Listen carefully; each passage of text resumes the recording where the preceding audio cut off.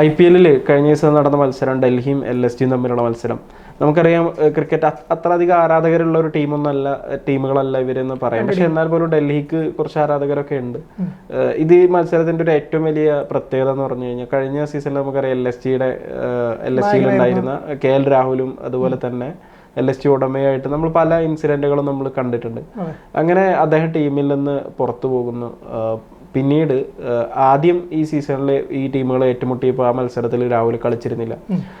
ഇപ്പോൾ രാഹുൽ തിരിച്ചു വന്നപ്പോൾ ഒരു ശക്തമായൊരു പ്രകടനം നടത്തിയിട്ട് രാഹുൽ തിരിച്ചു വന്നു, ടീമിനെ വിജയിപ്പിച്ചു. ഒരു മധുര പ്രതികാരം തന്നെ വീട്ടിൽ നിന്നാണ് നമ്മൾ കണ്ടത്.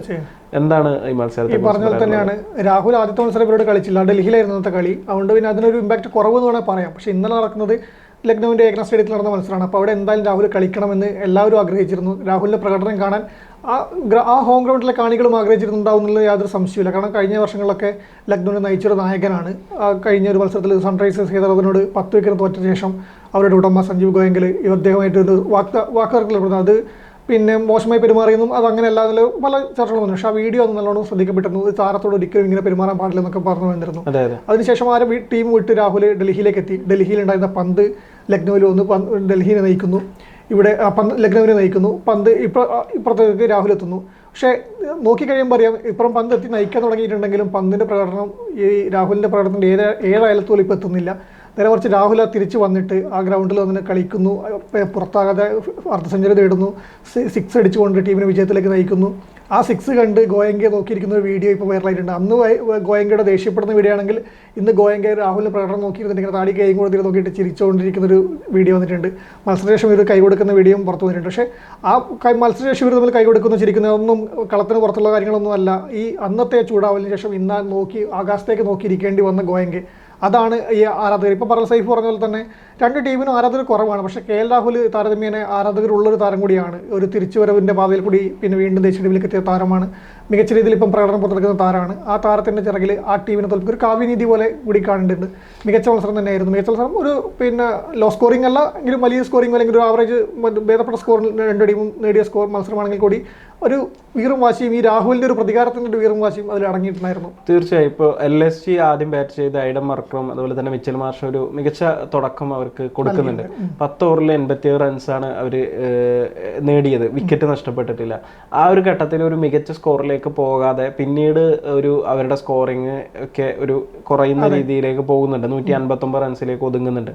അത് കൃത്യമായി മുകേഷ് കുമാറിന്റെ ഒരു ബൗളിംഗ് നമ്മൾ എടുത്ത് പറയേണ്ടതാണ്. അതുപോലെ തന്നെ ഡൽഹിനെ സംബന്ധിച്ച് അക്സർ പട്ടേലിനെ നമ്മൾ അങ്ങനെ ഒരു ക്യാപ്റ്റൻ ആയിട്ട് അങ്ങനെ അധികം അതൊക്കെ ഇത് നമ്മൾ പലപ്പോഴും നമുക്ക് അക്സർ പട്ടേലോ ക്യാപ്റ്റൻ എന്ന് തോന്നുന്ന ഒരു തോന്നലൊക്കെ. അപ്പൊ അക്സർ പട്ടേലിന്റെ ഒരു ക്യാപ്റ്റൻസിയും ഇപ്പൊ ഡൽഹിയുടെ പ്രകടനത്തിൽ നിർണായകമല്ലേ. പ്രത്യേകിച്ച് ഡൽഹി പോയിന്റ് ടേബിളിൽ 12 പോയിന്റ് ആയിട്ട് 2ാം സ്ഥാനത്താണുള്ളത്. നെറ്റ് റൺ റേറ്റ് മാത്രമാണ്, അതായത് 1ാം സ്ഥാനത്തുള്ള ഗുജറാത്തിനും 2 ടീമിനും ഒരേ പോയിന്റ് ആണുള്ളത്. 8 മത്സരങ്ങളിൽ 6 വിജയം തന്നെയാണുള്ളത്. പക്ഷെ നെറ്റ് റൺ റേറ്റിന്റെ ഒരു ഇതിൽ മാത്രമാണ് ഗുജറാത്ത് മുന്നിൽ നിൽക്കുന്നത്. ആ സമയത്ത് ഈ ഡൽഹിനെ സംബന്ധിച്ച് നമുക്കറിയാം ഒരു കിരീടം ഇതുവരെ നേടാൻ കഴിയാത്ത ടീമാണ്.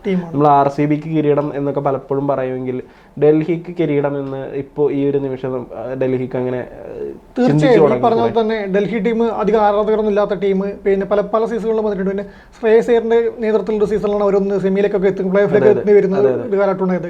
അതിനുശേഷം ഇപ്പോൾ ഈ പറഞ്ഞ പോലെ അക്സർ പട്ടേൽ വളരെ ഒരു മികച്ച രീതിയിലാണ് ടീമിനെ നയിക്കുന്നത്. 2ാം സ്ഥാനം എന്ന് പറയുമ്പോൾ 2ാം സ്ഥാനം 1ാം സ്ഥാനത്തോളം പോകുന്ന 2ാം സ്ഥാനത്തിലാണ് ഇപ്പോൾ ടീമില്ലെങ്കിൽ അത് ആ പ്രകടനത്തിൻ്റെ ആ ഒരു താരത്തിൻ്റെ ഒരു വലിയ സ്കോറുകൾ നേടുന്ന ടീമോ അല്ലെങ്കിൽ ചെറിയ സ്കോറിൽ ഒതുങ്ങുന്ന ടീമോ അല്ല, ഒരു ആവറേജ് കളിയായിട്ട് വരുന്ന ടീം, ആവറേജ് സംഘം എന്ന് പറയും. ആ സംഘത്തെ മികച്ച രീതിയിൽ നയിക്കാൻ വേണ്ടിയിട്ട്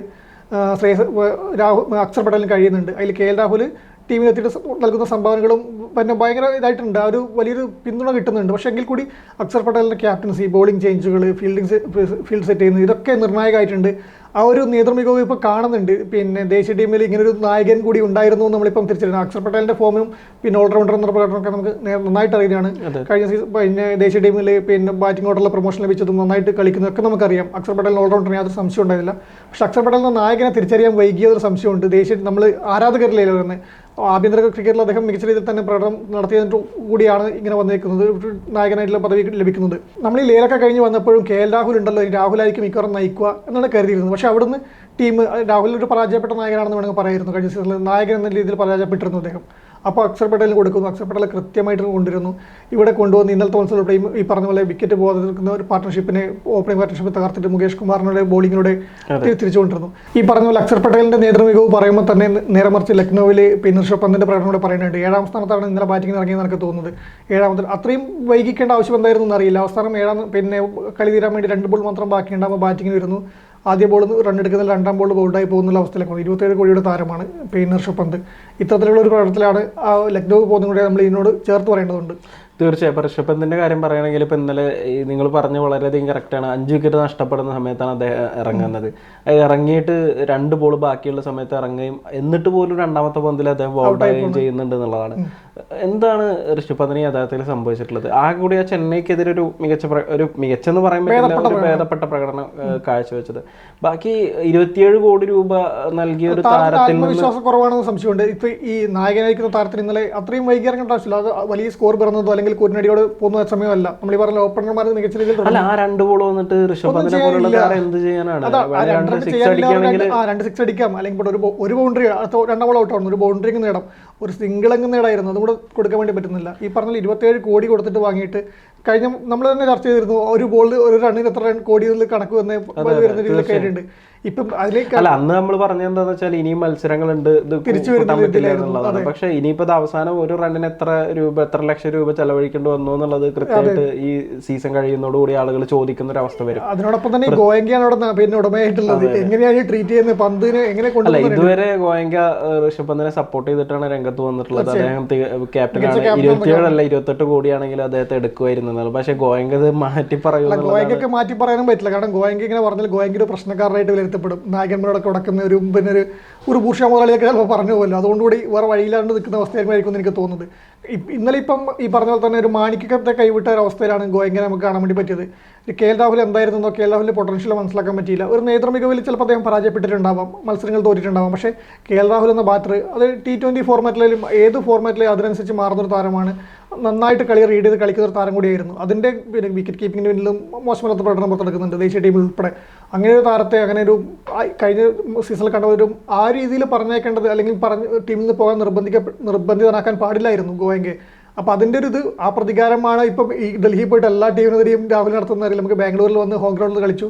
ഇപ്പം പിന്നെ തന്നെ 2ാം ഹോം ഗ്രൗണ്ട് എന്ന് പറയും ലക്നൗ സ്റ്റേഡിയത്തിൽ പോയിട്ട് അവിടെ നിന്നും പിന്നെ അർദ്ധ സെഞ്ചുറി മികച്ച രീതിയിൽ ടീമിനെ വിജയത്തിലേക്ക് എത്തിച്ചു.